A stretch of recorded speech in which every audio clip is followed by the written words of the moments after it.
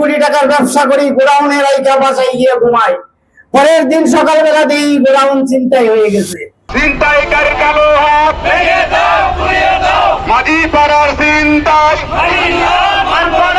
ওয়ালটন আবারও মিলিনিয়ার অফারে ওয়ালটন ফ্রিজ কিনে আপনিও হয়ে যেতে পারেন মিলিয়নিয়ার।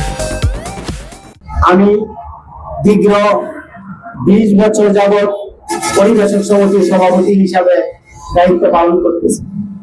আমার দুঃখ, আমার কষ্ট আমার গায়ে লাগে এই জন্যই যে আমার ঘরে বসে যদি আমার ঘরে ছিনতাই হয়, আমার ঘরে বসে যদি আমার তালা ভাঙে, আমার ঘরে বসে যদি ডাকাতি হয়, আমার পোলাপানের উপরে জুলুম নির্যাতন হয়, তাহলে আর আমার এই ডিস্ট্রিবিউটর সমিতির সভাপতি থেকে লাভ নাই, ব্যবসা করে লাভ নাই।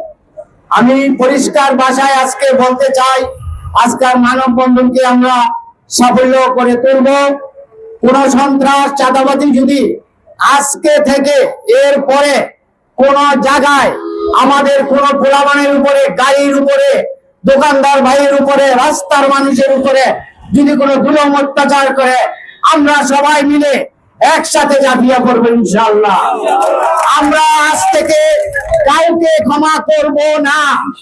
মানুষ মরণশীল, কেউ যাবে কেউ আসবে, তাই মানে আমরা চলে যাব না।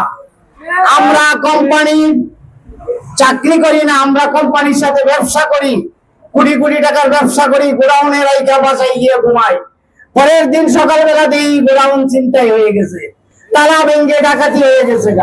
আমরা কোথায় যাব?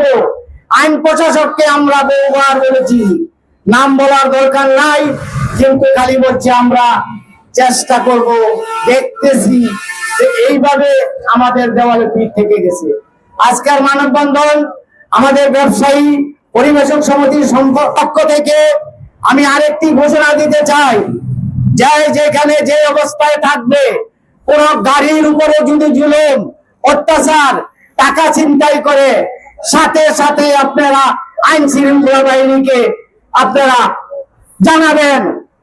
আমরা আছি, সবাই একসাথে মিলে দেখি আমরা কিছু করতে পারি কি না।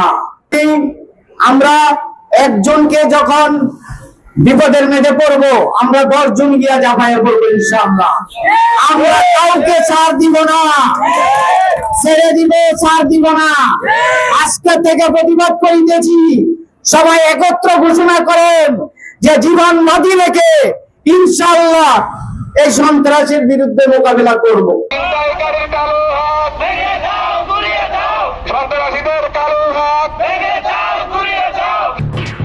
খবরের কাগজ, নিখাদ, নির্ভীক, নিরপেক্ষ।